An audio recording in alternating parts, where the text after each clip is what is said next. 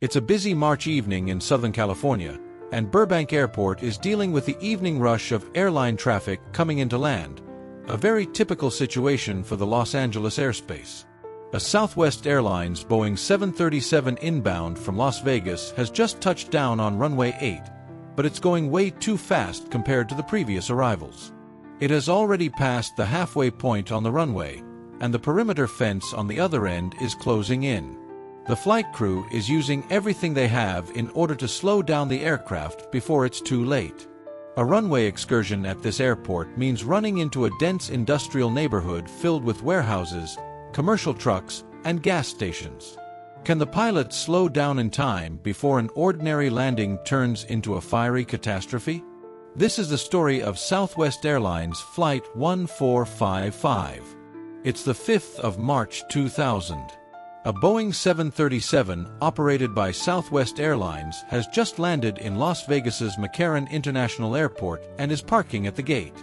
The aircraft is already 2 hours behind schedule due to the strong winds and rain conditions that were present in Las Vegas earlier in the day. As a result, this will be a quick turnaround for the aircraft.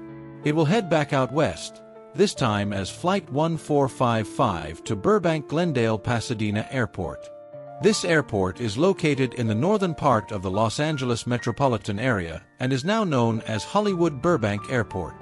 Shortly before boarding begins, the flight crew of Flight 1455 arrives at the gate.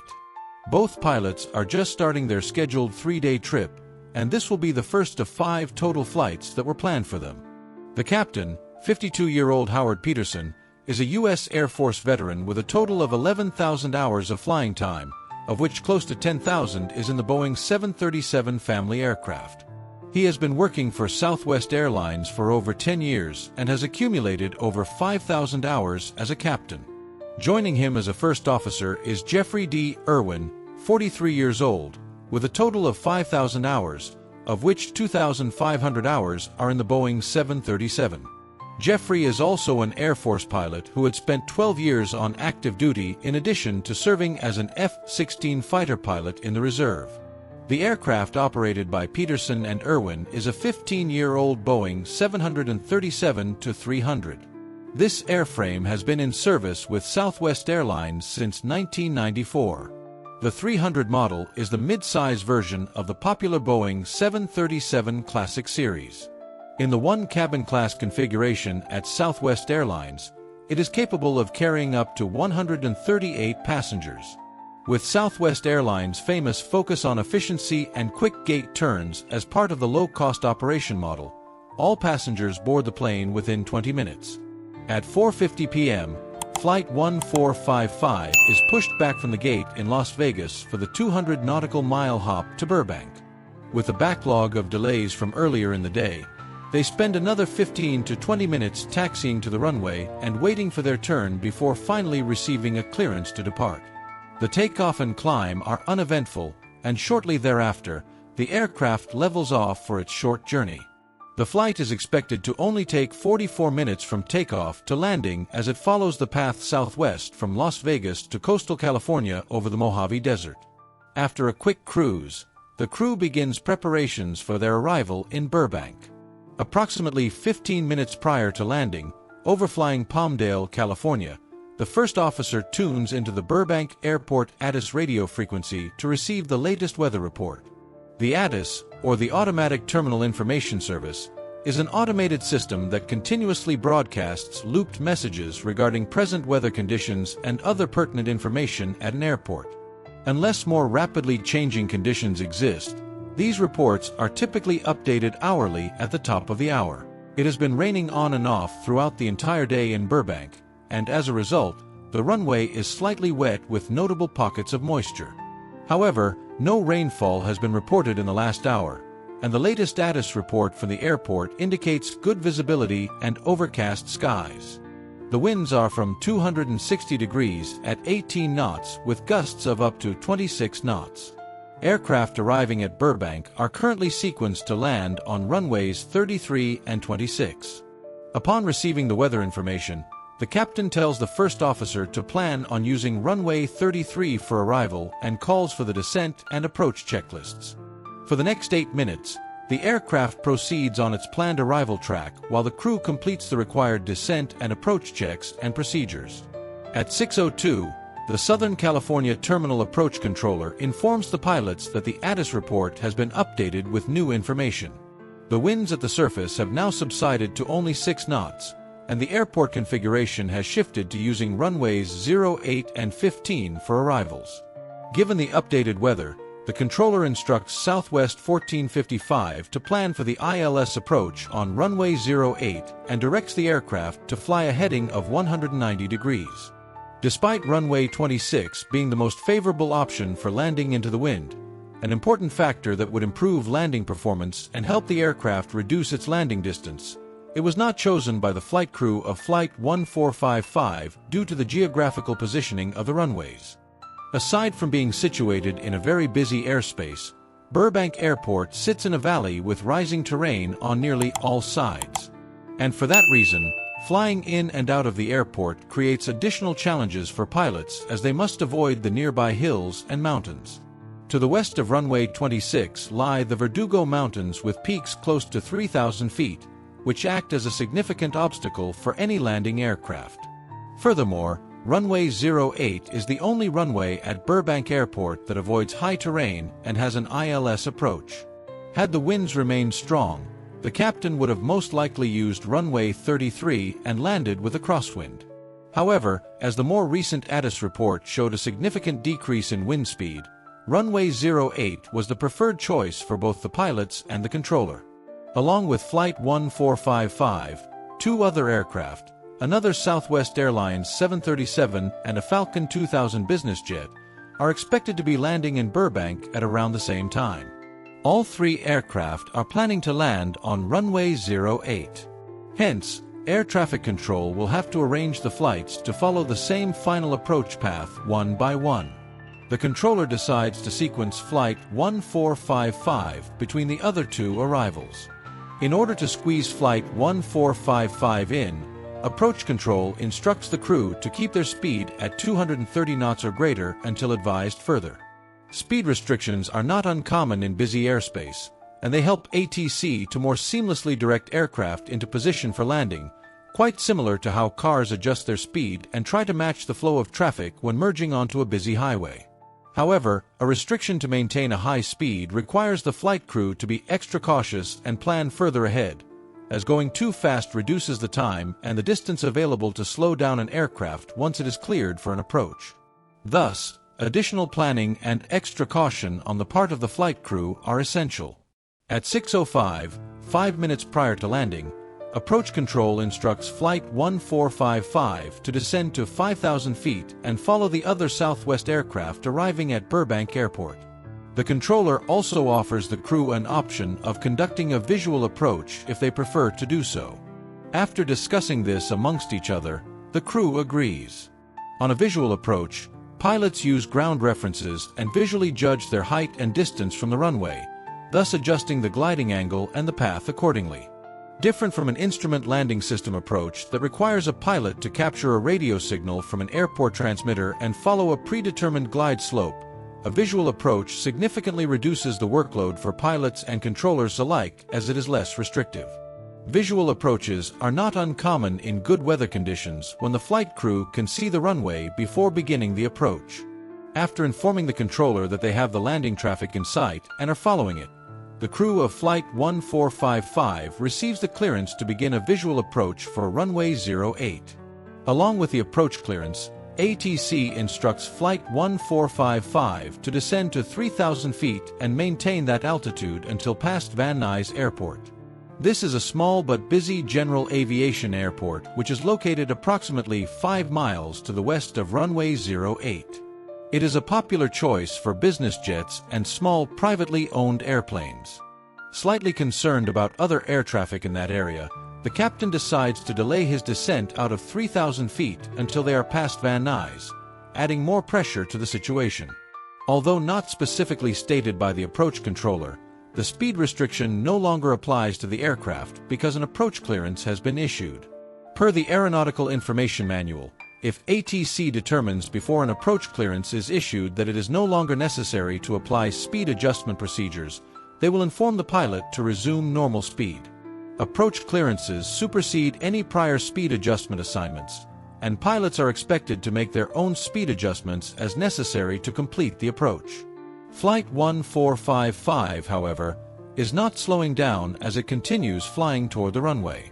There was no additional discussion between the captain and the first officer regarding their speed. It seems that they are still trying to abide by the restriction, and no additional instruction to reduce the speed follows from air traffic control. At 6:08, still at 230 knots, the aircraft turns onto the final approach course for runway 08, approximately 9 miles from the airport. At this speed, it would take the crew only 2 minutes to get to the runway, barely enough time to configure the aircraft for the landing and to start the descent. In an attempt to reduce the speed as fast as possible, the captain instructs the first officer to extend the aircraft speed brakes, moving surfaces installed on the wing that can be mechanically raised to create more drag and assist in reducing aircraft speed. 1 minute later, at a speed of 220 knots, in preparation for landing, the captain asks the first officer to extend the landing gear and gradually extend the flaps to 25 degrees.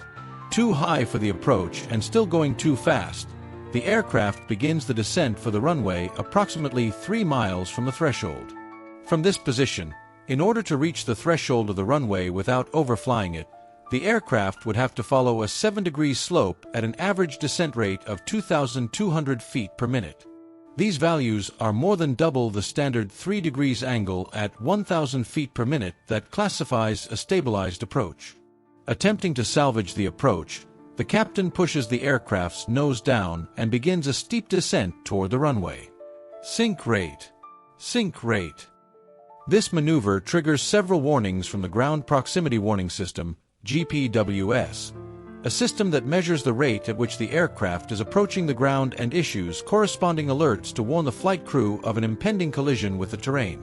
A sink rate alert is played inside the flight deck, serving as a caution message to the flight crew to notify them that the aircraft is descending too fast and, if not recovered, will impact the ground. Pull up. Pull up. Seconds thereafter, the message changes to a more assertive pull up as a direct instruction for the crew to stop the descent and level off the aircraft before it impacts the ground. Although receiving a GPWS alert requires immediate execution of an escape maneuver in most instances, prompting an application of maximum power and the best rate of climb, an exemption in the Southwest Airlines Company manuals allows a flight crew to continue an approach even after receiving a GPWS warning. But this is only allowed under the condition that the flight is conducted in visual meteorological conditions. Additionally, the crew must ensure that there is no risk of collision with the ground. Pull up. Hearing another pull-up warning, the captain states, "It's all right," to the first officer and continues the approach. He instructs the first officer to extend the flaps to 30 degrees and a few moments later to the full 40 degrees position. As the first officer points to the airspeed indicator, the captain states, "It won't go." "I know that it's all right," referring to the flap limiter, a design feature of the 737 model. To avoid excessive loads on the flaps, the flap limiter restricts the movement of the flaps beyond the 30 degrees position at airspeeds above 158 knots. As a result, even though the flap selector is in the fully extended position, the aircraft is not in the full landing configuration. However, the approach is continued and the decision is made to attempt a landing. On the ground, several airport employees notice an aircraft that is approaching the runway unusually fast. Indeed, as Flight 1455 reaches the threshold of runway 08, it is still traveling 50 knots over its target approach speed. At 170 foot over the runway, the captain begins to raise the nose of the aircraft to transition it into a flare. Although the speed starts to slowly decrease, the 737 continues to float over the runway for 9 more seconds. At 6:10, at an airspeed of 180 knots and with flaps still extended only to 30 degrees, the aircraft at last touches down on runway 08, some 2,000 feet from the runway threshold. The flight crew now has just under 4,000 feet of runway length available to slow down. A loud roar erupts across the airport as the engines are set to the maximum reverse setting. And once the speed drops to 158 knots, the flaps finally extend to 40 degrees. Too little, too late, as they have little effect on the aircraft's ability to slow down on the runway. "My fault," the captain repeats out loud several times, watching the airport fence move toward him faster than he expected. Reaching the last 1,000 feet of the runway, the first officer joins the captain in applying maximum pressure to the brake pedals, but nothing works. As a last resort, the captain turns the nose wheel tiller all the way to the right, hoping that the aircraft starts turning toward the gates and stops on the ramp. Unable to turn off the runway, the aircraft only slightly veers to the right. It then slides off the runway, breaks through the airport fence, and hits a passing car, pinning its hood to the ground. The airliner finally comes to a stop, only several feet from a gas station. Had it been a few knots faster on the approach, the outcome would have been much more terrifying. Despite the sheer terror she has just experienced, the driver of the pinned vehicle and her 4-year-old child are uninjured. Inside the aircraft, shock and panic ensued. The force of the impact deployed an escape slide at the front of the aircraft, blocking the forward section emergency exits. The forward jump seat, occupied by 2 flight attendants, has collapsed. With no word from the flight crew just yet, it is hard to know if it is safe to evacuate the aircraft, and the flight attendants stand by before opening the doors. It appears that the worst possible outcome has been avoided, and there are no fatalities on board. Finally, the captain turns on the passenger announcement system and addresses the passengers. What went wrong with Flight 1455 and what could have been done to avoid the accident? A review of all factors and accident data completed by the National Transportation Safety Board has determined the main probable cause of the accident to be the flight crew's actions that led to a high-speed approach at a steep angle and their decision to continue the approach even though the company-defined parameters for a stabilized approach were not met. Although most of the blame for this accident was attributed to the flight crew, the NTSB identified as a contributing factor the actions of the controller that placed the aircraft in such a manner as to leave no safe options for the flight crew other than a go-around maneuver. There is a silver lining to this story. As a result of this accident, runway 08 at Burbank Airport was eventually retrofitted with an engineered materials arresting system, EMAS. A soft cushion-like material installed at the end of the runway that easily crumbles under an aircraft, slowing it down without causing significant damage. 18 years after the accident, the EMAS at Burbank Airport stopped another Southwest Airlines 737 that overran runway 08 on landing. But that is a story for another day. Thanks to Surfshark for sponsoring the video. Don't forget to click the link in the description to get an amazing discount.